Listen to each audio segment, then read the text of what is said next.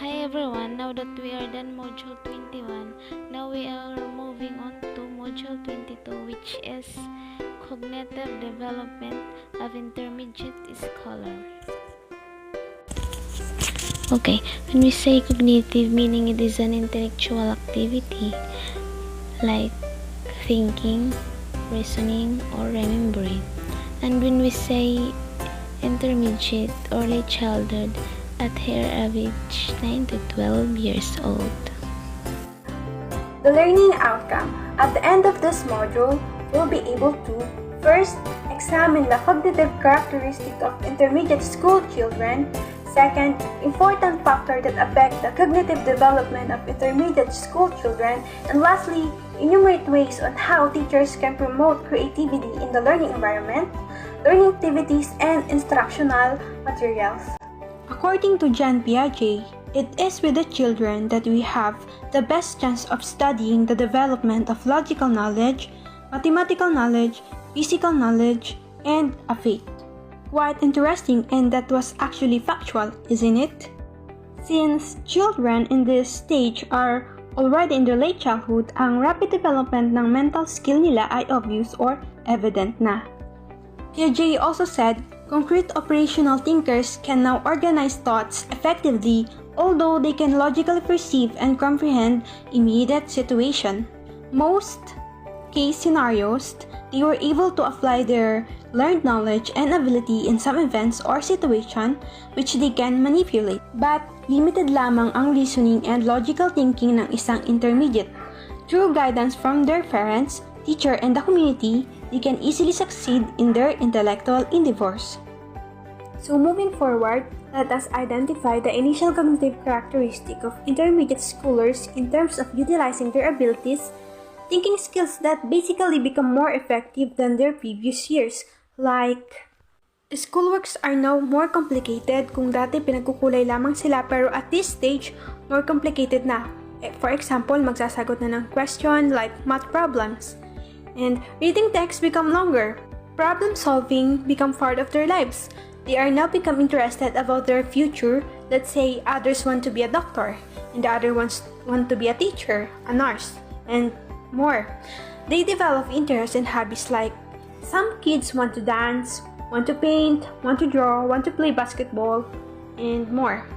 And capable of understanding concept without having direct hands-on experience. Kahit na hindi nila na-experience gawin at nakikita lang nila, is kaya na nilang maintindihan ang isang bagay. Earlier, nabanggit ko yung concrete operational thinkers na according to Jean Piaget, sa concrete operational thinker sa late childhood, for example, may dalawang lalagyan na may same amount of water.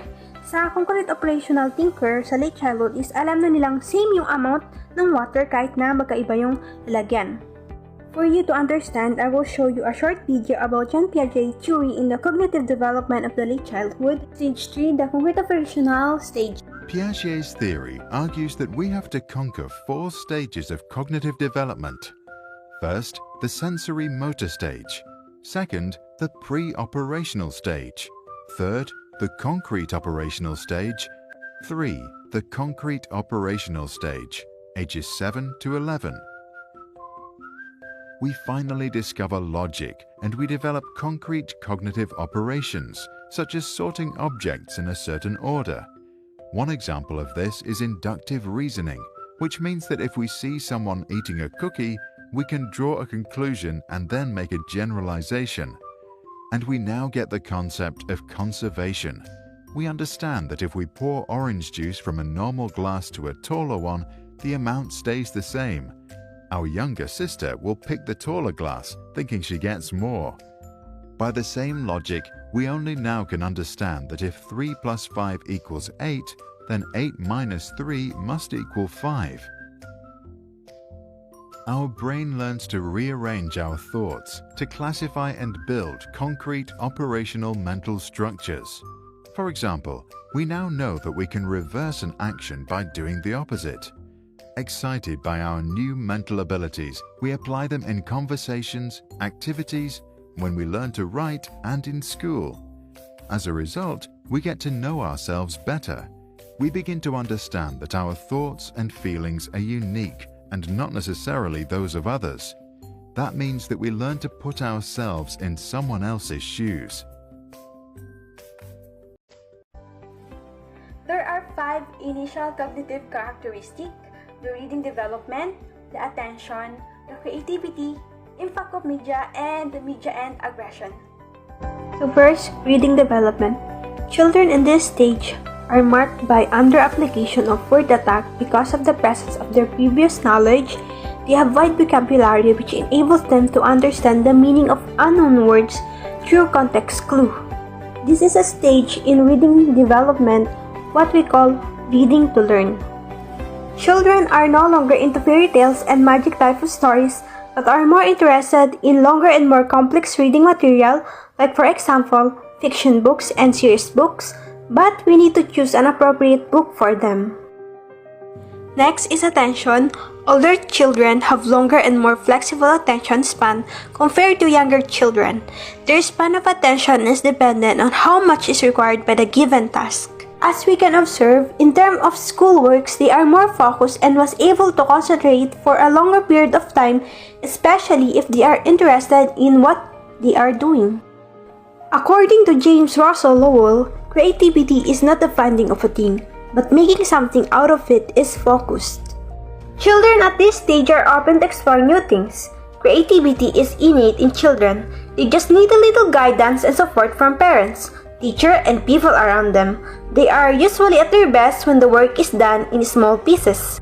So what advice that should give to the parents and teacher is to encourage different responses from each child. You have to celebrate their uniqueness, break stereotypes, and value the process over product. In this way, we will be able to reduce stress and their anxiety. We just need to support their shared ideas not only with teacher or parents, but also with other kids. Always be reminded to minimize competition and external reward. That is very important. As for the record, we also have the impact of media. We're said to be that television is dream in every classroom. Since 1950s, television was considered as one of the first technological advancements in school. The impact of its use and other media like computer has gained popularity because students are given more opportunity to communicate effectively in speech and in writing, to work collaboratively, to be able to use technological tools and develop expertise.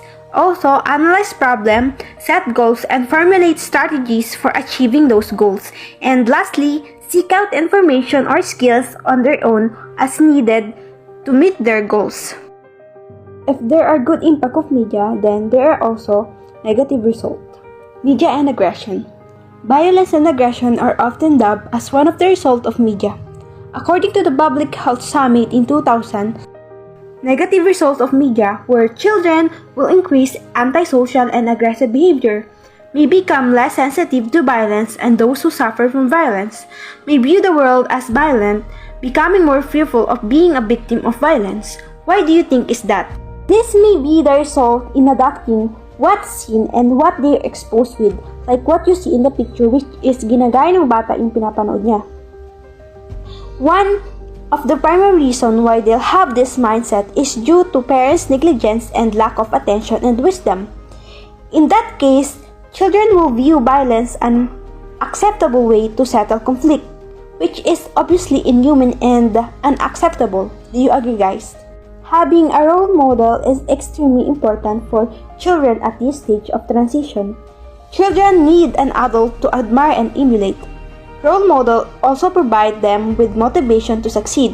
One of the most important roles of teachers is to become a very good role model to children. Application to childcare education and parenting. Parents, childcare providers, and teachers should be able to an eager participant in child's growth and development. Understanding how to use the children's natural curiosity to help make appropriate developmental leaps in their skills and abilities, and creating an atmosphere where risks can be taken and discoveries made while children remain safe. That's all for Module 22. Thank you for listening.